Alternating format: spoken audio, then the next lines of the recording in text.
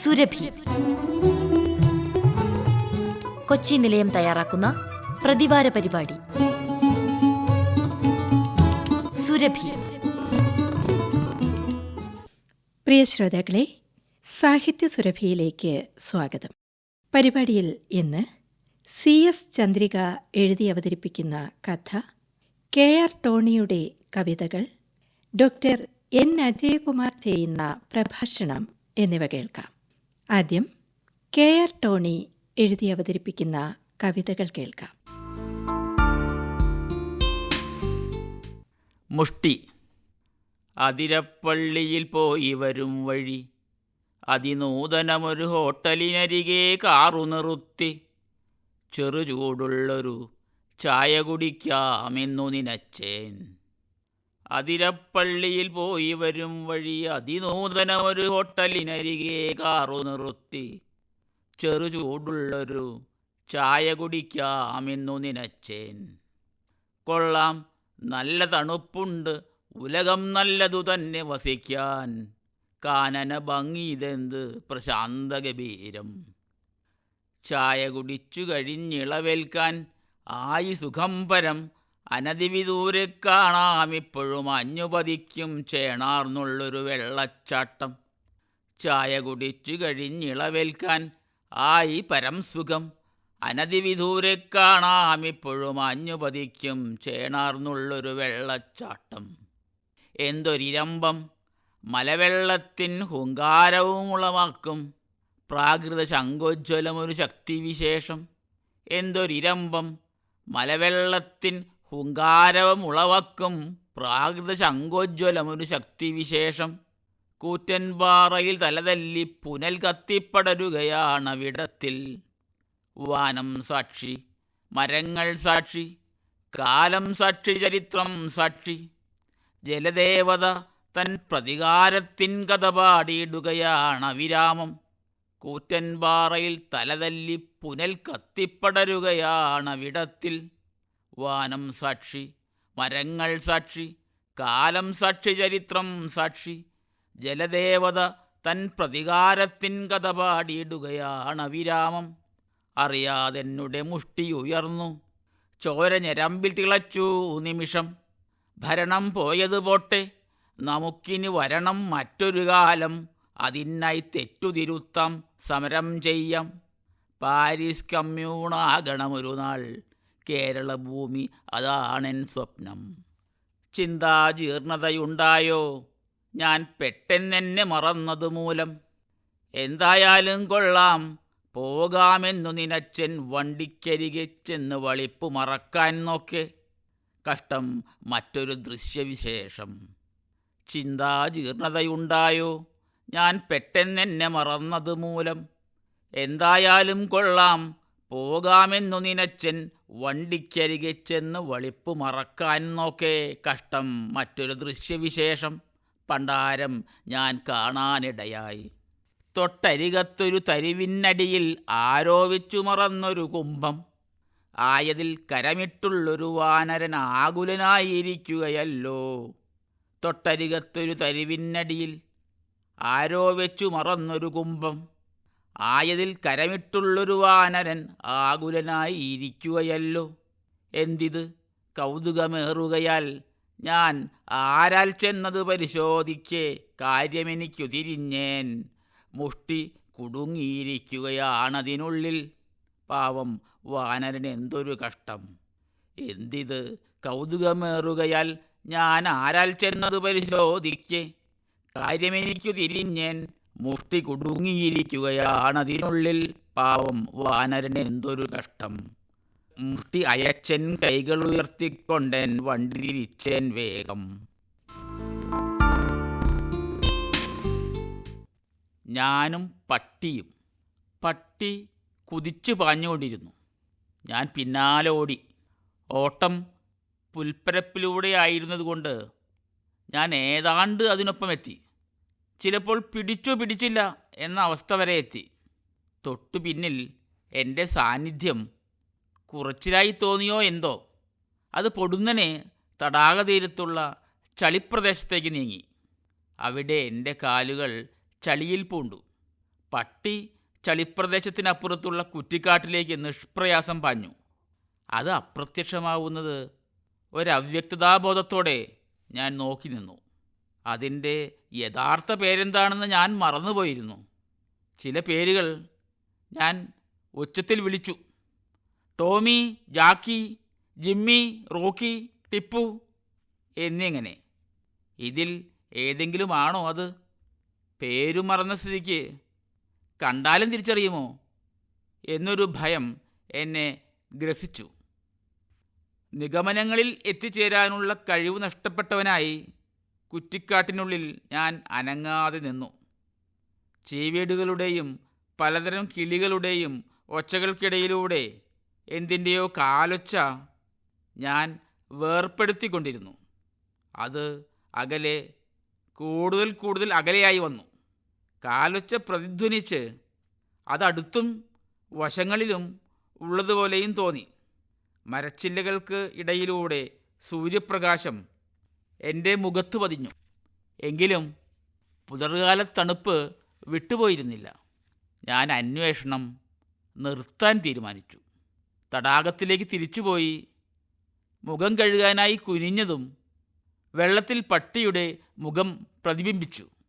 പിന്നെ വൈകിയില്ല, ഞാൻ വീണ്ടും ഓട്ടം തുടങ്ങി. ഞാൻ അന്വേഷണം നിർത്താൻ തീരുമാനിച്ചു. തടാകത്തിലേക്ക് തിരിച്ചുപോയി മുഖം കഴുകാനായി കുനിഞ്ഞതും വെള്ളത്തിൽ പട്ടിയുടെ മുഖം പ്രതിബിംബിച്ചു. പിന്നെ വൈകിയില്ല, ഞാൻ വീണ്ടും ഓട്ടം തുടങ്ങി. കവിയും ദൈവവും. അത്യാവശ്യമായി 6 കവിത എഴുതണം. 1 ഭരണപക്ഷ മാസികയ്ക്ക് കൊടുക്കാൻ, 1 പ്രതിപക്ഷ മാസികയ്ക്ക്, 3 എണ്ണം 3 സമുദായപക്ഷ മാസികകൾക്ക്, 1 എണ്ണം എല്ലാ പക്ഷത്തെയും എതിർക്കുന്ന തീവ്ര വിപ്ലവപക്ഷ മാസികയ്ക്ക്. അത്യാവശ്യമായി 6 കവിത എഴുതണം. 1 ഭരണപക്ഷ മാസികയ്ക്ക് കൊടുക്കാൻ, 1 പ്രതിപക്ഷ മാസികയ്ക്ക്, 3 എണ്ണം 3 സമുദായപക്ഷ മാസികകൾക്ക്, 1 എണ്ണം എല്ലാ പക്ഷത്തെയും എതിർക്കുന്ന തീവ്ര വിപ്ലവപക്ഷ മാസികയ്ക്ക്. അങ്ങനെ 6 ദിവസത്തിനുള്ളിൽ 6 ഫാസിസ്റ്റ് വിരുദ്ധ കവിത എഴുതി 6 മാസികയ്ക്ക് കൊടുത്തു. 6ഉം അച്ചടിച്ചു വന്നു, കവർ ഫോട്ടോ സഹിതം. 6ഉം ഹിറ്റായിരിക്കുന്നുവെന്ന് 7-ാം ദിവസത്തെ വിശ്രമവേളയിൽ ദൈവം കണ്ടു. ദൈവം കൽപ്പിച്ചു, പട്ടും വളയും ഉണ്ടാവട്ടെ. അവ ഉണ്ടായി. ഇതാണ് പട്ടിൻ്റെയും വളയുടെയും ഉൽപ്പത്തി ചരിത്രം. തണുപ്പുകാലം. പ്രഭാതം, ഉച്ച, സന്ധ്യ, രാത്രി എല്ലാം വിരസമായി ആവർത്തിക്കുന്നു. അച്ഛൻ്റെയും അമ്മയുടെയും കവിളിലെ കണ്ണീർ ചാലുകളും ഭാര്യയുടെ ശാസനങ്ങളും മക്കളുടെ ഉദ്വേഗങ്ങളും സന്ദർശകരുടെ വരവും നാഴികമണിയുടെ ചലനം പോലും എത്രയോ വിരസം. എന്നെ ചക്രക്കസേരയിലിരുത്തി പ്രകൃതി കാണിക്കാൻ കൊണ്ടുപോകുമ്പോൾ കാണുന്ന സൂര്യനും ചന്ദ്രനും നേക്കുപോക്കില്ലാത്ത വിധം അതാതിടങ്ങളിൽ വിരസം. ദിവാസ്വപ്നങ്ങളിൽ മുഴുകുന്നു. ഭാവനാചിത്രങ്ങൾ കാണുന്നു. വിചിത്ര ശബ്ദങ്ങൾ കേൾക്കുന്നു. പൂക്കൾ കരിയുന്ന ഗന്ധം ശ്വസിക്കുന്നു. വെന്ത ചോരയുടെ കയ്പ് രുചിക്കുന്നു. ഈ കുറഞ്ഞ നേരത്തെ ബോറടിക്കുള്ളിൽ എൻ്റെ ചക്രക്കസേര ഉറുമ്പുകൾ തിന്നു തീർത്തല്ലോ. തണുപ്പുകാലത്തേക്ക് തിന്നാൻ വരിയിട്ട് അവ എന്നെ പൊക്കിക്കൊണ്ടുപോകുന്നല്ലോ. ഈ കുറഞ്ഞ നേരത്തെ ബോറടിക്കുള്ളിൽ എൻ്റെ ചക്രക്കസേര ഉറുമ്പുകൾ തിന്നു തീർത്തല്ലോ. തണുപ്പുകാലത്തേക്ക് തിന്നാൻ വരിയിട്ട് അവ എന്നെ പൊക്കിക്കൊണ്ടുപോകുന്നല്ലോ. KR ടോണി സ്വന്തം കവിതകൾ ചൊല്ലുകയായിരുന്നു ഇതുവരെ. ഇനി CS ചന്ദ്രിക കഥ വായിക്കുന്നു. ആ പുളിമരം. അവിടെ വലിയൊരു പുളിമരമുണ്ടായിരുന്നു. മല്ലിക വിരൽ ചൂണ്ടിയ ഇടത്തേക്ക് ജനലഴികളിൽ കൂടി ഞാൻ നോക്കി. ഞങ്ങൾ നന്ദയുടെ മുറിയിലിരുന്ന് കുറച്ചു നേരമായി കുഞ്ഞു കുഞ്ഞു സന്തോഷവർത്തമാനങ്ങൾ പറയുകയായിരുന്നു. പുളിമരത്തെക്കുറിച്ച് പറഞ്ഞതും മല്ലികയുടെ മുഖത്ത് കുമ്പാരമേഘങ്ങൾ നിറഞ്ഞു കവിയുന്നത് കണ്ട് ഞാൻ നന്ദയെയും മാളുവിനെയും നോക്കി. രണ്ടുപേരും കിടക്കയിൽ കുനിഞ്ഞിരുന്നും ചാരിയിരുന്നും ലാപ്ടോപ്പിലും മൊബൈൽ ഫോണിലുമാണ്. എങ്കിലും മുറിയിലെ അന്തരീക്ഷം പെട്ടെന്ന് മാറിയതവർ അറിഞ്ഞിട്ടുണ്ട്. എൻ്റെയും മല്ലികയുടെയും മുഖത്തേക്ക് മാറി മാറി നോക്കിയതിനു ശേഷം മാളു വീണ്ടും ലാപ്ടോപ്പിലേക്ക് കുനിഞ്ഞെങ്കിലും കാതുകൾ മല്ലിക പറയാൻ പോകുന്ന കഥ കേൾക്കാൻ കൂർപ്പിച്ചു വെച്ചിരിക്കുന്നത് ഞാൻ കണ്ടു. നന്ദയുടെ മുക്കാൽ ഭാഗവും ഇപ്പോഴും മെറൂൺ നിറത്തിലുള്ള തൂവൽ ബ്ലാങ്കറ്റിനുള്ളിലാണ്. നേരം വെളുത്ത് 10 മണിയായിട്ടും രണ്ടുപേരും എഴുന്നേറ്റ് വരാൻ വൈകുന്നതിനാൽ ബ്ലൂ ടീയുമായി വാതിലിൽ മുട്ടി വിളിച്ച് ഈ മുറിയിലെത്തിയതാണ് ഞങ്ങൾ. നന്ദയുടെ മുറി നല്ല ഭംഗിയുണ്ടല്ലേ? മാളുവിൻ്റെ അഭിപ്രായം അറിയാൻ ഞാൻ ചോദിച്ചതാണ്. സൗന്ദര്യ ആരാധികയായ മാളുവിന് നന്ദയുടെ മുറിയുടെ ചുവരുകളുടെ നിറം മാത്രമല്ല, ഇൻറ്റീരിയർ ഡിസൈൻ മൊത്തമായും കിടക്കയുടെ പതുപതുപ്പ് പ്രത്യേകമായും ഇഷ്ടപ്പെട്ടു കഴിഞ്ഞതിൻ്റെ സർവ്വഭാവങ്ങളും തൽക്ഷണം മുഖത്ത് വിരിഞ്ഞു. മല്ലികയുടെ ഈ പുതിയ വീട്ടിൽ ആദ്യമായിട്ടാണ് ഞങ്ങൾ വരുന്നത്. ഒരു ചെറിയ വീടാണിത്. ഇതേ കാമ്പൗണ്ടിൽ തന്നെ താഴ്ന്ന ഭാഗത്തുള്ള പഴയ തറവാട്ട് വീട്ടിൽ ഇതിനു മുമ്പ് 2 തവണ ഞങ്ങൾ വന്ന് താമസിച്ചു പോയിട്ടുണ്ട്. ഇപ്പോൾ ആ വീട് വാടകയ്ക്ക് കൊടുത്തിരിക്കുകയാണ്. ഭർത്താവ് ഉപേക്ഷിച്ചു പോയൊരു പെൺകുട്ടിയും അവളുടെ 2 മക്കളും അമ്മയുമാണ് അവിടെ താമസിക്കുന്നതെന്ന് മല്ലിക ഇന്നലെ തന്നെ പറഞ്ഞു കഴിഞ്ഞിരുന്നു. അവരുടെ പ്രതിസന്ധികൾ മല്ലികയ്ക്ക് നന്നായി മനസ്സിലാവും. വലിയ വിദ്യാഭ്യാസവും ഉയർന്ന ജോലിയും ഉണ്ടായിരുന്ന ഭർത്താവിൻ്റെ അനിയന്ത്രിതമായ മദ്യാസക്തിക്ക് മുമ്പിൽ പാടെ തകർന്നുപോയ വിവാഹ ജീവിതത്തിൽ നിന്ന് മോചനം നേടി വന്ന മല്ലികയ്ക്കും സ്വന്തം വിദ്യാഭ്യാസമാണ് നന്ദയെ വളർത്താൻ തുണയായി തീർന്നത്. സത്യത്തിൽ നന്ദയുടെ മുറിയിൽ എങ്ങനെ ഇരിക്കുമ്പോൾ മാളുവിൻ്റെ കൂട്ടുകാരിയുടെ വീട്ടിലാണ് വന്ന് താമസിക്കുന്നതെന്ന് എനിക്കിപ്പോഴും വിശ്വാസം വന്നിട്ടില്ല. ഈ നഗരത്തിൽ വരുമ്പോഴൊക്കെ എനിക്ക് താമസിക്കാനായി എൻ്റെ എത്രയോ പ്രിയപ്പെട്ട കൂട്ടുകാരുടെ വീടുകൾ ഇവിടെയുണ്ട്. എന്നിട്ടും മാളു എൻ്റെ കൂടെ വരുമ്പോഴൊക്കെ മാളുവിൻ്റെ കൂട്ടുകാരിയുടെ വീട്ടിലാണ് ഞാൻ താമസിക്കുന്നത്. തീർച്ചയായും ഇത് വേറിട്ട ഒരു അനുഭവം തന്നെയാണ്. ഇത്തവണ മാളു നന്ദയെ കാണാൻ വേണ്ടി മാത്രം വന്നതാണ്. എനിക്കും മാളുവിൻ്റെ ആവശ്യങ്ങൾക്കായി ബാങ്കിൽ പോകണം, മാളു നേരത്തെ പഠിച്ച സ്കൂളിൽ പോകണം തുടങ്ങി മുൻപ് പലപ്പോഴായി നീട്ടിവെച്ച ചില കാര്യങ്ങൾ അത്യാവശ്യമായി ഇവിടെ ചെയ്തു തീർക്കാനുണ്ട്. എൻ്റെ സ്വന്തം നാട് ഇതല്ലെങ്കിലും മാളുവിൻ്റെ ജന്മസ്ഥലം ഈ നഗരമാണ്. 3ാം ക്ലാസ് വരെ മാളുവും നന്ദയും ഒരേ ക്ലാസ്സിലാണ് പഠിച്ചത്. എൻ്റെ ജോലിയുടെ ട്രാൻസ്ഫറിൻ്റെ ഭാഗമായി ഞാൻ പോയ സ്ഥലങ്ങളിലെ സ്കൂളുകളിലേക്ക് പലപ്പോഴായി മാളു പറിച്ചു നടപ്പെട്ടുവെങ്കിലും സ്വന്തമായി ഫോണും കമ്പ്യൂട്ടറും ഇൻ്റർനെറ്റും ഒക്കെ കയ്യിൽ കിട്ടിയതോടെ മാളുവും നന്ദയും പരസ്പരം തേടിപ്പിടിച്ച് ഒരുമിച്ച് തന്നെ വളർന്നു വലുതായി. ഇപ്പോൾ 2 പേരും പ്രൊഫഷണൽ കോഴ്സുകളിൽ പഠിക്കുന്നു. മാളു ഉപരിപഠനത്തിനായി അടുത്ത ആഴ്ച അമേരിക്കയിലേക്ക് പോകും മുമ്പ് നന്ദയുടെ കൂടെ 2 ദിവസം നിൽക്കണമെന്ന് നിർബന്ധം പറഞ്ഞിട്ടാണ് ഞങ്ങൾ ധൃതിയിൽ കൽക്കട്ട ടിക്കറ്റ് എടുത്ത് ട്രെയിനിൽ ഇങ്ങ് കയറിപ്പോകുന്നത്. മല്ലിക ഞങ്ങളുടെ വരവ് കാത്തുകാത്തിരിക്കുകയായിരുന്നു. ഇടയ്ക്ക് ചെന്നൈയിൽ നിന്ന് അനിയത്തിയും ഭർത്താവും മക്കളും പിന്നെ അനിയനും മാത്രമാണ് മല്ലികയുടെ വീട്ടിലെത്തുന്നവർ. വേറെ അതിഥികൾ ആരും ഈ വീട്ടിലേക്ക് വരാനില്ലെന്ന് പറഞ്ഞ് മല്ലിക ഇന്നലെ രാത്രി 1 കിലോ ചെമ്മീനാണ് പൊരിച്ചു വെച്ചിരുന്നത്. ഇന്നത്തെ മെനുവെല്ലാം മാളുവിൻ്റെ ഇഷ്ടങ്ങൾ നോക്കി ഉണ്ടാക്കുന്നു. മല്ലികയ്ക്ക് മാളുവിന് വലിയ സ്നേഹമാണ്. അവൾക്ക് തിരിച്ചും അങ്ങനെയാണ്. ഇത് നമ്മുടെ സ്വന്തം വീട് പോലെ തന്നെയാണ് അമ്മ എന്ന് ഇവിടെ വന്നെത്തിയ സമയം മുതൽ 2-3 പ്രാവശ്യം മാളു എന്നോട് പറഞ്ഞു കഴിഞ്ഞിരിക്കുന്നു. അതുകൊണ്ട് സുഹൃത്തുക്കൾ ആരെയും ഫോണിൽ പോലും വിളിക്കാതെ മല്ലികയോടൊപ്പം ഇരിക്കാനും വർത്തമാനം കേൾക്കാനുള്ളതുമാണ് ഈ 2 ദിവസങ്ങളെന്ന് ഞാനും വിചാരിച്ചിട്ടുണ്ട്. രാവിലെ ഞാൻ നേരെ അടുക്കളയിൽ കയറി ഇഞ്ചി ചതച്ചിട്ട പാൽച്ചായ ഉണ്ടാക്കി 1 കപ്പ് ചായ മല്ലികയ്ക്ക് കൊണ്ടുകൊടുത്തപ്പോൾ എത്ര നാളായി ഇങ്ങനെ ആരെങ്കിലും എനിക്ക് ഒരു ചായ ഉണ്ടാക്കി തന്നിട്ട് എന്ന് പറഞ്ഞ് കണ്ണുപിടഞ്ഞ് ചായക്കപ്പ് വാങ്ങി മുന്നിൽ നിന്ന് ഒരു നിൽപ്പുണ്ട്. അത് ഞാൻ തീരെ പ്രതീക്ഷിച്ചതായിരുന്നില്ല. ഞാനാണ് എപ്പോഴും എല്ലാവർക്കും ചായ ഉണ്ടാക്കി കൊടുക്കാറുള്ളത്. മല്ലിക ചായ ചൂടോടെ ആസ്വദിച്ചു കുടിക്കുന്നത് നോക്കിയിരിക്കെയാണ് എനിക്ക് മല്ലികയോട് സഹോദര തുല്യമായ ആ സ്നേഹം തോന്നി തുടങ്ങിയത്. ആ പുളിമരത്തിന് നല്ല പ്രായമുണ്ടായിരുന്നു. മല്ലിക പുളിമരത്തിൻ്റെ കഥ പറഞ്ഞു തുടങ്ങി. ഞാൻ ജനിക്കുന്നതിന് മുമ്പേ ആ പുളിമരം ഇവിടെയുണ്ട്. അതിൽ പുളിയുണ്ടാവുന്നതിന് കയ്യും കണക്കുമില്ലായിരുന്നു. ഭൂമി ഭാഗം വെച്ചപ്പോൾ എനിക്ക് കിട്ടിയ ഈ സ്ഥലത്തുള്ള മരങ്ങളൊന്നും വെട്ടരുതെന്നാണ് ആദ്യം അച്ഛൻ എന്നോട് പറഞ്ഞത്. ആ മാവ് അച്ഛൻ നട്ടതാണ്. അതിലുണ്ടാവുന്ന മാമ്പഴത്തിനൊരു പ്രത്യേക മധുരമാണ്. പുളിമരം നട്ടത് ആരാണെന്ന് എനിക്കറിയില്ല. മാവിനെ ഒഴിവാക്കി പണിത ചുമർഭാഗത്തുള്ള ജനാലയുടെ ഡിസൈൻ പ്രത്യേകം കരുതലോടെയാണ് ചെയ്തിട്ടുള്ളത് എന്ന് ഞാൻ നേരത്തെ തന്നെ ശ്രദ്ധിച്ചിട്ടുണ്ടായിരുന്നു. അച്ഛൻ ജംഗ്ഷൻ അടുത്ത് മെയിൻ റോഡ് സൈഡിൽ സ്ഥലം വാങ്ങി പുതിയതായി പണിത വീട്ടിലായിരുന്നു എല്ലാവർക്കുമൊപ്പം ഞാനും മോളും താമസിച്ചിരുന്നത്. ഇവിടുത്തെ തറവാട്ട് വീട്ടിലേക്ക് ഞങ്ങൾ താമസം മാറിയത് അച്ഛനും അമ്മയും പോയി 1 വർഷം കൂടി കഴിഞ്ഞിട്ടാണ്. ഇവിടെ വന്നതിന് ശേഷം ജോലിക്ക് പോകലും മോളുടെ പഠിത്തവും ഒക്കെയായി എനിക്ക് ഒന്നിനും സമയമുണ്ടായിരുന്നില്ല. പുളിമരത്തിൽ നിന്ന് ഇലകൾ മുറ്റത്തേക്ക് വീഴുന്നു എന്ന് പറഞ്ഞ് നേരെ കാണുന്ന ആ വീട്ടുകാർ ഒരു ദിവസം സന്ധ്യ കഴിഞ്ഞ് മതിലിനപ്പുറത്ത് നിന്ന് ഉച്ചത്തിൽ എന്തൊക്കെയോ വിളിച്ചു പറയാൻ തുടങ്ങി. ഞാൻ ഇറങ്ങിച്ചെന്നപ്പോൾ പുളിമരം ഉടനെ വെട്ടിക്കളയണമെന്ന് പറഞ്ഞു. പുളിമരം വെട്ടുകയോ? ഇലകൾ വീഴുന്നത് പുതിയ കാര്യമാണോ? എത്രയോ വർഷങ്ങളായി പുളിമരത്തിൽ നിന്ന് ഇലകൾ കൊഴിയുന്നുണ്ട്. ഭാര്യയും ഭർത്താവും കൂടി മാറി മാറി കല്ലെടുത്തെറിയുന്നത് പോലെയാണ് മൂർച്ചയുള്ള വാക്കുകൾ മതിലിനപ്പുറത്ത് നിന്ന് എനിക്ക് നേരെ വിളിച്ചു പറയുന്നത്. സത്യത്തിൽ അവരുടെ അതിരിൽ നിൽക്കുന്ന തേക്ക് മരങ്ങളിലെ ഉണങ്ങിയ ഇലകൾ മതിലിന് പുറത്തേക്ക് വീഴുന്നുണ്ടെന്ന് അവർക്ക് അറിയാവുന്നതല്ലേ. ഞാനത് പറഞ്ഞ് വഴക്ക് പെരുപ്പിച്ചില്ല. പിന്നെയും ഒരു ദിവസം രാവിലെ അവരുണ്ടാക്കിയ വഴക്കിൻ്റെ മൂർധന്യത്തിലേക്ക് നേരെ ഇറങ്ങിച്ചെന്ന് പുളിമരം മുറിക്കില്ലെന്ന് ഞാൻ ഉറപ്പിച്ചു പറഞ്ഞു. വേണമെങ്കിൽ ചില്ലകൾ വെട്ടാം, എങ്കിൽ ഇനി എന്ത് ചെയ്യണമെന്ന് ഞങ്ങൾക്കറിയാം എന്ന് ആ പുളിമരത്തിലേക്ക് നോക്കി അലറിക്കൊണ്ട് നിൽക്കുന്നത് കണ്ടിട്ടാണ് അന്ന് ഞാൻ നേരം വൈകി ജോലിക്ക് പോയത്. അതിനുശേഷം അവർ വഴക്കുണ്ടാക്കിയില്ല. കുറേ ദിവസങ്ങൾക്ക് ശേഷം വീട്ടിലിരുന്നൊരു ഞായറാഴ്ച പൂച്ചെടികൾക്ക് നനയ്ക്കുമ്പോഴാണ് ശ്രദ്ധിച്ചത് പുളിമരം ആകെ ഉണങ്ങിയതുപോലെ നിൽക്കുന്നു. മനസ്സ് പിടഞ്ഞു. നനയ്ക്കുന്നത് നിർത്തി അനിയനെ ഫോണിൽ വിളിച്ച് പുളിമരം ഉണങ്ങുന്ന കാര്യം പറഞ്ഞപ്പോൾ അത് ചൂടുകൊണ്ടാവുമെന്നും മഴ പെയ്യുമ്പോൾ തളിർത്തു വരുമെന്നും അവൻ എന്നെ സമാധാനിപ്പിച്ചു. ആ പ്രതീക്ഷയിൽ എല്ലാ ദിവസവും ഞാൻ പുളിമരത്തിലേക്ക് നോക്കി. പക്ഷേ അത് ശരിക്കും ഉണങ്ങിക്കഴിഞ്ഞിരിക്കുന്നു എന്ന് ബാംഗ്ലൂരിൽ നിന്ന് അവധിക്ക് വന്നപ്പോൾ അനിയൻ സ്ഥിരീകരിച്ചു. പുളിമരം മറിഞ്ഞു വീണ് അപകടമുണ്ടാവാതിരിക്കാൻ അനിയൻ തന്നെ വിളിച്ചു വരുത്തിയ മരം വെട്ടുകാർ ഉണങ്ങിയ മരത്തെ കഷ്ണങ്ങളായി മുറിച്ചിട്ടു. പുളിമരത്തിന്റെ കിടപ്പ് കണ്ട് എനിക്ക് ഉറക്കം പോയ ദിവസങ്ങളായിരുന്നു അത്. മനുഷ്യർക്ക് മറ്റാരോടും സ്നേഹവും കരുതലും ഇല്ലാതാവുമ്പോഴാണോ മരങ്ങളോട് ഇത്തരത്തിലുള്ള ദുഷ്ടത കാണിക്കുന്നത്? മാളുവിൻ്റെ മുഴുവൻ ശ്രദ്ധയും ഇപ്പോൾ പൂർണ്ണമായും മല്ലികയിലാണെന്ന് ഞാൻ കണ്ടു.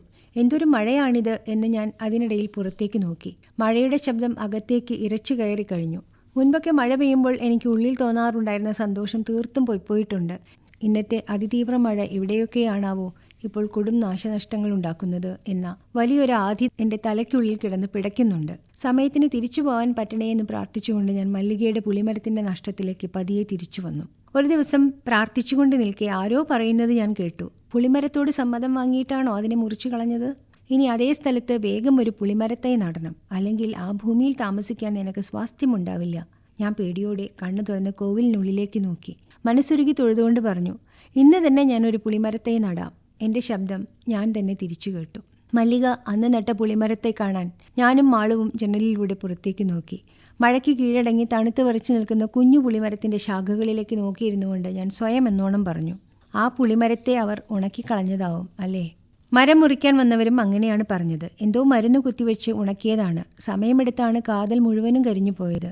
പുള്ളിമരത്തിന്റെ കഥ കേട്ട് വിഷമിച്ച മാളു ലാപ്ടോപ്പിലേക്ക് തലകുനിച്ചിരുന്നു. തൊട്ട് വലതുവശത്തുള്ള മതിലിന് പുറത്തെ 3 വീട്ടുകാർ കാരണമാണ് സത്യത്തിൽ ഞാൻ ഇവിടെ ഈ വീട് പണിതത്. അപ്പുറത്തുള്ള വീടുകളിലെയും മുഴുവൻ വേസ്റ്റും അവർ മതിലിന് മുകളിലൂടെ എന്നും ഈ പറമ്പിലേക്ക് വലിച്ചെറിയുമായിരുന്നു. പ്ലാസ്റ്റിക്കും ഭക്ഷണത്തിന്റെ അവശിഷ്ടങ്ങളും മറ്റു മാലിന്യങ്ങളും പറമ്പിൽ കുന്നുകൂടുമ്പോൾ മാസത്തിൽ 2 തവണയാണ് കൂലിക്ക് ആളെ വെച്ച് ഞാൻ അത് മുഴുവൻ വൃത്തിയാക്കിക്കൊണ്ടിരുന്നത്. എത്രയെന്ന് വെച്ച വേസ്റ്റ് കത്തിക്കുക, വല്ല രോഗവും വരുമെന്ന് പേടിച്ച് ഒടുക്കം ഞാൻ അനിയനെ വിളിച്ചു വരുത്തി. മതിലിന് മുകളിലൂടെ അവർ മാലിന്യം എറിയാതിരിക്കാനായി മതിലിൽ നിന്ന് കുറേ ഉയരത്തിൽ തറയിൽ നിന്ന് തന്നെ കമ്പി കെട്ടി ഉയർത്തി ആ വശത്തുള്ള മതിലിന്റെ അതേ നീളത്തിൽ പച്ചനെറ്റ് വരിഞ്ഞ് കെട്ടിയുയർത്തിരിക്കുന്നത് കണ്ടോ? കുറേ രൂപ ചിലവായി. കെട്ടിയതിന്റെ തൊട്ടടുത്ത ദിവസം 3 വീട്ടുകാരും ചേർന്ന് നെറ്റ് പൊളിച്ച് വീണ്ടും വേസ്റ്റ് എറിഞ്ഞപ്പോൾ എനിക്ക് ശരിക്കും എന്നെ നിയന്ത്രിക്കാനായില്ല.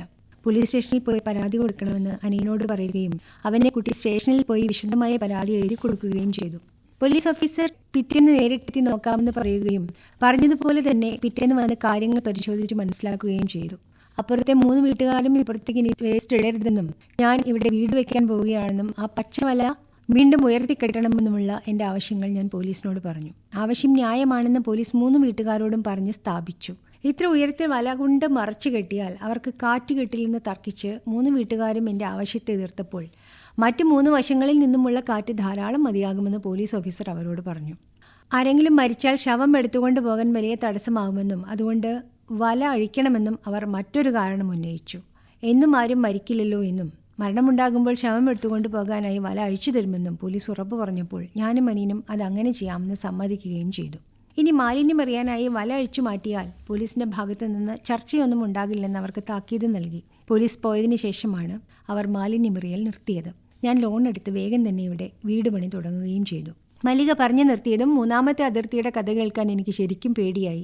എന്നിട്ടും ഭൂമിയുടെ അതിർത്തികളിൽ അരങ്ങേറുന്ന കയ്യേറ്റങ്ങളുടെ, യുദ്ധങ്ങളുടെ മറ്റൊരു കഥ കൂടി കേൾക്കാൻ ഞാൻ തയ്യാറായിരുന്നു. അല്ലെങ്കിൽ മല്ലിക ഇനി ഇതൊക്കെ ആരോട് പറയും? ഭാഗ്യത്തിന് ആ മാവ് ചാഞ്ഞു നിൽക്കുന്ന പറമ്പും അതിലുള്ള വീടും അനിയത്തിയുടെയാണ്. വീട് അനിയത്തിക്ക് അച്ഛൻ തന്നെ പണിതു കൊടുത്തതാണ്. അവിടെയും സ്ത്രീകളും കുട്ടികളും മാത്രമുള്ള ഒരു കുടുംബം ഇപ്പോൾ വാടകയ്ക്ക് താമസിക്കുന്നുണ്ട്. പക്ഷേ താഴെ തറവാട് വീട്ടിൻ്റെ അതിര് പങ്കിടുന്ന മതിലിനപ്പുറത്തുള്ള വീട്ടുകാർ ഇപ്പോൾ വലിയ പ്രശ്നമുണ്ടാക്കിയിട്ടുണ്ട്. അവരുടെ നേരത്തെയുള്ള വീടിനോട് ചേർന്ന് ഒരു ബെഡ്റൂം അടങ്ങുന്ന വലിയൊരു ചായ്പ് പുതുതായി പണിത് കഴിഞ്ഞു. ആ ബെഡ്റൂമിൻ്റെ ഒരു ചുമര് നമ്മുടെ മതിലാണ്. അങ്ങനെ ചെയ്യാൻ പാടില്ലല്ലോ, നിയമപരമായി തെറ്റാണത്. അവരുടെ ബെഡ്റൂമിൻ്റെ ചുമരാക്കി മാറ്റിയ മതിലിൽ അകത്തു നിന്ന് ഒരു ദ്വാരമോ മറ്റോ ഉണ്ടാക്കി ഇങ്ങോട്ടൊരു CCTV ക്യാമറ വെച്ചാൽ പോലും നമ്മൾ അറിയില്ല. നമുക്ക് എന്ത് സുരക്ഷിതത്വമാണുള്ളത്? ഞാൻ കോർപ്പറേഷനിൽ പോയി പരാതി കൊടുത്തത് അതുകൊണ്ടാണ്. ഹിയറിംഗ് കഴിഞ്ഞു. നിയമത്തിൻ്റെ പക്ഷത്തു നിന്ന് നോക്കുകയാണെങ്കിൽ അവർ മതിലോട് കൂടി ചേർത്ത് പുതുതായി പണിത ചായ്പ് പൊളിക്കേണ്ടി വരുമെന്നാണ് ഹിയറിംഗിനൊടുവിൽ സെക്രട്ടറി എന്നോട് പറഞ്ഞത്. ഹിയറിംഗിന് ശേഷം പലരെക്കൊണ്ടും എൻ്റെ മേൽ സ്വാധീനം ചെലുത്താനും ഭീഷണിപ്പെടുത്താനും അവർ ശ്രമിക്കുന്നുണ്ട്. വാർഡ് മെമ്പർ കഴിഞ്ഞ ദിവസം എന്നോട് ഫോണിൽ സംസാരിച്ചത് ദേഷ്യപ്പെട്ടിട്ടാണ്. ഞാൻ ഒരു ഇഞ്ച് പുറകോട്ടില്ലെന്ന് വാർഡ് മെമ്പറോട് പറഞ്ഞിട്ടുണ്ട്. ഇവിടെ ഞാനും മോളും മാത്രമേ ഉള്ളൂ. ഭാഗ്യത്തിന് നിരഞ്ജന എൻ്റെ കൂടെയുണ്ട്. നന്ദയും മാളുവും പോലെയാണ് നന്ദയും നിരഞ്ജനയുടെ മകൾ നിലാശയും തമ്മിലുള്ള കൂട്ടും സ്നേഹവും. കോർപ്പറേഷനിൽ ഹിയറിംഗിന് വിളിച്ച ദിവസം എന്നോട് ധൈര്യമായി പോയി വരാൻ പറഞ്ഞത് നിരഞ്ജനയാണ്. ഒറ്റയിരിപ്പിൽ 3 അതിർത്തി കഥകൾ പറഞ്ഞു തീർത്ത ക്ഷീണത്തോടെ മല്ലിക മെല്ലെ ഒന്ന് പുഞ്ചിരിച്ചു. ഞാനൊന്ന് ശ്വാസം നേരെ വിട്ടത് നിരഞ്ജന ഒപ്പമുണ്ടെന്ന് കേട്ടപ്പോഴാണ്. മല്ലികയ്ക്കൊരു ആവശ്യം വന്നാൽ എപ്പോൾ വിളിച്ചാലും നിരഞ്ജന അടുത്ത് തന്നെയുണ്ട്. നിരഞ്ജന എൻ്റെയും സുഹൃത്താണ്, സീനിയറായ മാധ്യമപ്രവർത്തകയാണ്. മല്ലികയുടെ ഉള്ളിലെ കാതലിൻ്റെ ബലം എന്നെ സന്തോഷിപ്പിച്ചു. മാളു US പോയാലും 5-6 മണിക്കൂർ ട്രെയിൻ യാത്രാ ദൂരത്ത് ഞാനും ഉണ്ട് കേട്ടോ. ഒന്ന് വിളിച്ചാൽ മതി, ഞാനിങ്ങ് എത്തിക്കോളും. മല്ലികയുടെ മുഖത്ത് ആശ്വാസത്തിൻ്റെ ഇളം പുഞ്ചിരി പടർന്നു. മാളുവിന് പുറകെ നന്ദയും നിലാശയും പഠിക്കാനായി പറന്നു പോകും. നന്ദ എപ്പോഴും പറയുന്നത് അവിടെ തന്നെ സെറ്റിൽ ചെയ്യുമെന്നാണ്. ജോലിയൊക്കെയായി ഞാൻ സെറ്റിൽ ചെയ്താൽ അമ്മയെയും കൊണ്ടുപോകും. നന്ദ ഫോണിൽ നിന്ന് മുഖമുയർത്തി എന്നോട് പറഞ്ഞു. മാളു നന്ദയെ ഇരുകൈകൾ കൊണ്ടും കെട്ടിപ്പിടിച്ചു. ഞങ്ങൾ 4 പേരും പെട്ടെന്ന് സന്തോഷമുള്ളവരായി. എങ്കിലും മഴയുടെ തീവ്രത തുടരുകയാണ്. മഴയുടെ നിലയ്ക്കാത്ത ഇരമ്പത്തിൽ പെരുത്തു വന്ന ഉത്കണ്ഠ അമർത്തി പിടിച്ചുകൊണ്ട് ഞാൻ ജനലിലൂടെ പുറത്തേക്ക് നോക്കി. ഈ മഴ തോരുമ്പോൾ കുഞ്ഞു പുളിമരത്തിനരികിൽ പോയി അതിൻ്റെ ഓരോ ഇലയും കാണണമെന്ന് പെട്ടെന്ന് തോന്നിയപ്പോൾ ഞാൻ ഇരുന്നിടത്ത് നിന്ന് എഴുന്നേറ്റു. മല്ലികയും എനിക്കൊപ്പം എഴുന്നേറ്റ് നന്ദയും മാളുവും കുടിക്കാൻ മറന്നുപോയ ബ്ലൂ ടീ പകർന്ന സ്ഫടിക കപ്പുകൾ മേശപ്പുറത്ത് നിന്നെടുത്ത് കുട്ടികൾക്ക് നേരെ നീട്ടി. ആ പുളിമരം CS ചന്ദ്രികയുടെ കഥയാണ് ശ്രോതാക്കൾ ഇതുവരെ കേട്ടത്. ഇനി PK ബാലകൃഷ്ണനും മലയാള വിമർശന മണ്ഡലവും ഡോക്ടർ N അജയകുമാർ ചെയ്യുന്ന പ്രഭാഷണം കേൾക്കാം. ഒന്നിലേറെ കർമ്മമണ്ഡലങ്ങളിൽ പ്രവർത്തിക്കുകയും അവയിലെല്ലാം സ്വന്തമായ മുദ്ര അവശേഷിപ്പിക്കുകയും ചെയ്ത പ്രതിഭാശാലിയാണ് PK ബാലകൃഷ്ണൻ. വിവിധ വിഷയങ്ങളിൽ താൽപ്പര്യവും അറിവും പ്രവർത്തനശേഷിയും ഉണ്ടായിരിക്കുക എന്നത് നവോത്ഥാനത്തിൻ്റെ സംസ്കാരം ഉൾക്കൊണ്ടു വളർന്ന കഴിഞ്ഞ തലമുറയിലെ പലരുടെയും സ്വഭാവമായിരുന്നു. ഏതെങ്കിലും മേഖലയിൽ ഏറെ പുസ്തകങ്ങൾ എഴുതുക എന്നതായിരുന്നില്ല ബാലകൃഷ്ണൻ്റെ രീതി. മറിച്ച് താൻ പണിയെടുക്കുന്ന വിഷയമേഖലയെ പഴയതുപോലെ വിടാൻ അനുവദിക്കാത്ത തരത്തിൽ പുതിയ പ്രശ്നങ്ങൾ കൊണ്ട് പുതുക്കുന്ന 1-2 ഗ്രന്ഥങ്ങൾ രചിക്കുക എന്നതാണ്. അതുകൊണ്ട് പുസ്തകങ്ങൾ എണ്ണത്തിൽ അത്രയധികം ഉണ്ടെന്ന് പറഞ്ഞുകൂടാ. നാരായണ ഗുരു, ചന്തുമേനോൻ ഒരു പഠനം, നോവൽ സിദ്ധയും സാധനയും, 2-ാം ഊഴം, ജാതി വ്യവസ്ഥിതിയും കേരള ചരിത്രവും എന്നീ കൃതികൾ ഒരു പുതിയ വിഷയമേഖലയോ ചർച്ചാ മണ്ഡലമോ തുറക്കുന്ന കൃതികളായിരുന്നുവെന്ന് മനസ്സിലാക്കാം. ഇതര ലേഖനങ്ങളിൽ പലതിനും ആ സ്വഭാവമുണ്ടെങ്കിലും പ്രാധാന്യത്തോടെ എടുത്തു പറയേണ്ടത് ഈ കൃതികൾ തന്നെ. വ്യത്യസ്ത ജനുസുകളിൽപ്പെട്ട ഇവ ഓരോന്നിനെപ്പറ്റിയും ഹ്രസ്വമായ ഒരു സംഭാഷണത്തിൽ പ്രതിപാദിക്കാൻ കഴിയില്ല. അതുകൊണ്ട് അദ്ദേഹത്തിൻ്റെ സാഹിത്യ വിമർശന സ്വഭാവമുള്ള കൃതികൾ അല്പമൊന്ന് അടുത്തു നിന്ന് നോക്കി ആ വിമർശനങ്ങളുടെ മൗലികത അന്വേഷിക്കാനാണ് ഇവിടെ ശ്രമിക്കുന്നത്. സാഹിത്യരചയിതാവിൻ്റെ വ്യക്തിത്വത്തിനും വ്യക്തിസ്വഭാവത്തിനും സവിശേഷമായ ഊന്നൽ നൽകുന്ന സാഹിത്യ വീക്ഷണമാണ് തൻ്റെ വിമർശനങ്ങളിലൂടെ ബാലകൃഷ്ണൻ രൂപപ്പെടുത്തിയത്. സാഹിത്യവും സമൂഹവും തമ്മിലുള്ള ബന്ധത്തെക്കുറിച്ച് ഉപരിപ്ലവമെന്നോ യാന്ത്രികമെന്ന് തന്നെയോ പറയാവുന്ന വീക്ഷണം പ്രചരിപ്പിക്കുന്നതിൽ ഗണ്യമായ പങ്കുവഹിച്ചിരുന്ന പുരോഗമന സാഹിത്യ സമീപനങ്ങളോടുള്ള വിമർശനം ഈ വീക്ഷണത്തിൽ പ്രബലമാണ്. പ്രതിഭ അഥവാ ജീനിയസാണ് കലാസൃഷ്ടിയുടെ ഉറവിടമെന്നതിൽ ബാലകൃഷ്ണന് ഒട്ടും സംശയമില്ല. ഇക്കാര്യം ആവർത്തിച്ചുറപ്പിക്കുന്നതാണ് അദ്ദേഹത്തിൻ്റെ വിമർശനങ്ങളെല്ലാം തന്നെ. ചന്തുമേനോൻ ഒരു പഠനം എന്ന ആദ്യ വിമർശന ഗ്രന്ഥത്തിൻ്റെ പ്രസ്താവനയിലുള്ള 1-2 വാക്യങ്ങൾ അദ്ദേഹത്തിൻ്റെ വിമർശനങ്ങളുടെ ഒരു പ്രധാന വശം വെളിപ്പെടുത്തുന്നതുകൊണ്ട് ഇവിടെ ഉദ്ധരിക്കാം. ചന്തുമേനോൻ്റെ സാഹിത്യപരമായ വലുപ്പമല്ല തുടക്കത്തിൽ എന്നെ അദ്ദേഹത്തിലേക്ക് ആകർഷിച്ചത്. സ്വന്തം സാഹിത്യത്തെക്കാൾ വളരെ വലുതാണ് അദ്ദേഹത്തിൻ്റെ വ്യക്തിത്വം. സവിശേഷമായ ആ വ്യക്തിത്വത്തെ വെളിവാക്കുന്ന ഉപാധി എന്ന നിലയിലാണ് അദ്ദേഹത്തിൻ്റെ സാഹിത്യവുമായി എനിക്കുള്ള സമ്പർക്കം. കേരളത്തിലെ സാമൂഹിക സ്ഥിതിയോട് സംവാദാത്മക ബന്ധം പുലർത്തി വായിക്കേണ്ടതാണ് ചന്തുമേനോൻ്റെ സാഹിത്യമെന്നും അദ്ദേഹം പറയുന്നു. സാഹിത്യവും സമൂഹവും തമ്മിൽ സങ്കീർണമായ സംവാദ ബന്ധമുണ്ടെന്ന് PK ബാലകൃഷ്ണൻ മനസ്സിലാക്കുന്നുവെന്നാണ് ഇതിനർത്ഥം. തകഴിയുടെ കയറിലേക്കൊരു നടപ്പാത എന്ന പേരിൽ പിൽക്കാലത്തെഴുതിയ ലേഖനം ഈ വസ്തുതയുടെ മൂർത്തോദാഹരണമാണ്. കഴിഞ്ഞ നൂറ്റാണ്ടിൻ്റെ ആദ്യപാദം കഴിയുന്നതുവരെ കേരളത്തിൽ ജീവിച്ചിരുന്ന ജാതികളിലും ഉപജാതികളിലും പെട്ട മനുഷ്യരുടെ ജീവിതം എന്തായിരുന്നുവെന്ന് മറ്റൊരു നോവലിൽ നിന്നും മനസ്സിലാവുകയില്ലെന്നതാണ് കയറിൻ്റെ സവിശേഷതയായി ബാലകൃഷ്ണൻ കാണുന്നത്. സാമൂഹികാംശത്തിന് കലയിൽ സ്ഥാനമില്ലെന്നല്ല, കലയിൽ അത് പ്രവർത്തിക്കുന്നത് കലയുടെ സ്വച്ഛന്ദ വൃത്തിയുടെ ഭാഗമായാണെന്നാണ് ബാലകൃഷ്ണൻ്റെ വീക്ഷണം. ചന്തുമേനോൻ പഠനത്തിൽ തന്നെ എന്താണ് നോവൽ എന്നൊരധ്യായത്തിലൂടെ നോവലിൻ്റെ മൗലിക തത്വങ്ങൾ ബാലകൃഷ്ണൻ വിശദീകരിക്കുന്നുണ്ട്. നിദ്രാസഞ്ചാരങ്ങളിൽ നല്ല നോവലും മഹത്തായ നോവലും എന്നൊരു പഠനവും കാണാം. നോവലെന്ന ജനുസിൽ സവിശേഷ താൽപ്പര്യമുള്ള അദ്ദേഹം മഹത്തായ നോവലുകളെക്കുറിച്ച് പഠിച്ചെഴുതിയ ഗ്രന്ഥമാണ് നോവൽ സിദ്ധിയും സാധനയും. ബാലകൃഷ്ണൻ്റെ നിരൂപണ രീതിയുടെ ചില സവിശേഷതകൾ ഈ പുസ്തകം മുതൽ ദൃശ്യമാണ്.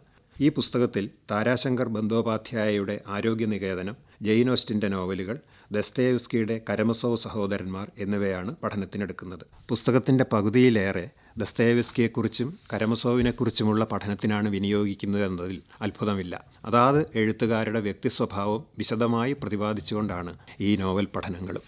പാരമ്പര്യത്തിൻ്റെ കാവൽക്കാരനായ ഒരു വൈദ്യൻ്റെ ജീവിതം നാടിൻ്റെ വൈകാരിക ജീവിതത്തിൻ്റെ ആകത്തുകയായി മാറുന്നതും വലിപ്പമുള്ള ആ ഒറ്റ ജീവിതത്തിൻ്റെ ചിത്രീകരണത്തിലൂടെ ആ പ്രദേശത്തിൻ്റെയും അവിടുത്തെ മനുഷ്യരുടെയും സങ്കീർണ ജീവിതത്തിൻ്റെ ചിത്രം അനാവൃതമാകുന്നതുമായ അനുഭവമാണ് ആരോഗ്യനികേതനത്തിൽ നിന്ന് കിട്ടുന്നത്. അതാകട്ടെ ജീവിതത്തെപ്പറ്റിയുള്ള വലിയ ചോദ്യങ്ങൾ നമ്മിൽ അവശേഷിപ്പിക്കുകയും ചെയ്യുന്നു. അങ്ങനെ മഹത്തായ ഒരു വ്യക്തിജീവിതം മുതൽ ജീവിതത്തിൻ്റെ ആത്യന്തിക സമസ്യകൾ വരെ അനുഭവവേദ്യമാക്കുന്നതുകൊണ്ടാണ് അത് മഹത്തായ നോവലാകുന്നതെന്ന് ബാലകൃഷ്ണൻ സ്ഥാപിക്കുന്നു. ബ്രഹ്മരക്ഷസ് എന്ന് താൻ വിശേഷിപ്പിക്കുന്ന ദസ്തയേവ്സ്കിയുടെ പ്രതിഭയുടെ സ്വഭാവങ്ങൾ ബാലകൃഷ്ണൻ പല സന്ദർഭങ്ങളിലും എടുത്തു പറയുന്നുണ്ട്. അടിസ്ഥാനപരമായി മതാത്മക പ്രതിഭയാണ് ദസ്തയേവ്സ്കിയെന്നും കുറ്റകൃത്യങ്ങളിലും കൊലപാതകങ്ങളിലുമാണ് അത് സാക്ഷാത്കാര മുഹൂർത്തം കണ്ടെത്തിയതെന്നുമുള്ള ബാലകൃഷ്ണൻ്റെ നിരീക്ഷണം സൂക്ഷ്മമാണ്. നോക്കുക, കൊടും പാതകത്തിൻ്റെയും പാതക ആസക്തിയുടെയും കാട്ടുകുതിരയിൽ കയറി കടിഞ്ഞാണില്ലാത്ത ഭ്രാന്തയാത്രകൾ ചെയ്ത് പ്രപഞ്ചരഹസ്യങ്ങൾ നക്ഷത്രങ്ങൾ പോലെ നിന്നു തിളങ്ങുന്ന ശൂന്യാകാശ മണ്ഡലത്തിൽ ചെന്ന് നിസ്സഹായമായ സ്വന്തം അലർച്ചകളും രോദനങ്ങളും ഭൂമണ്ഡലത്തിൽ പ്രതിധ്വനിപ്പിക്കാൻ ഉയർക്കൊണ്ട പ്രതിഭയാണ് ഡോസ്റ്റോയേവ്സ്കിയുടേത്.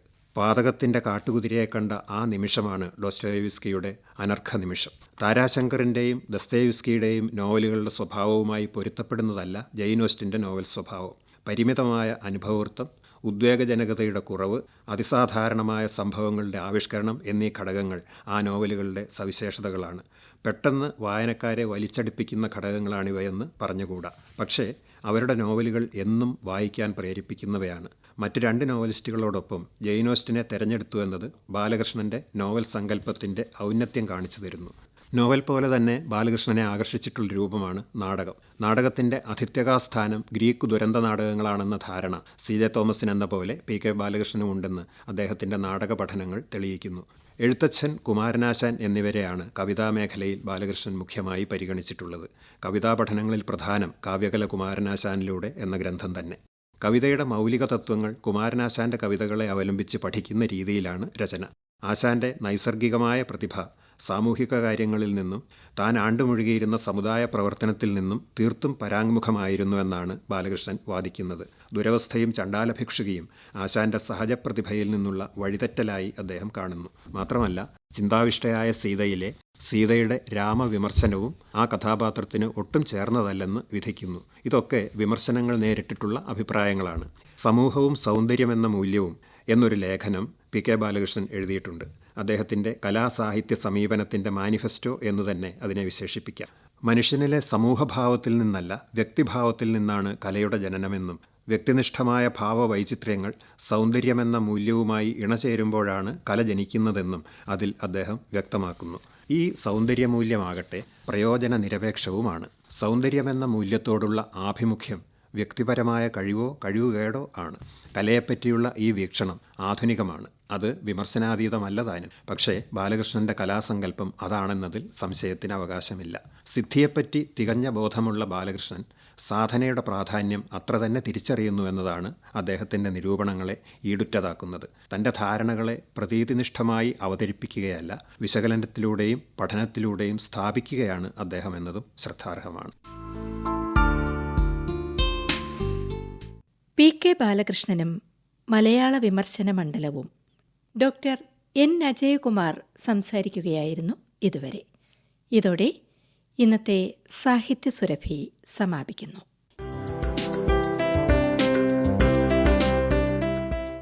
നിർവഹണം പ്രീതി ജോസഫ്. സഹകരണം സുനിത വിശ്വൻ. അവതരണം ആകാശവാണി കൊച്ചി നിലയം.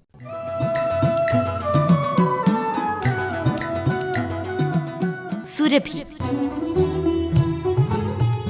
കൊച്ചി നിലയം തയ്യാറാക്കുന്ന പ്രതിവാര പരിപാടി. സുരഭി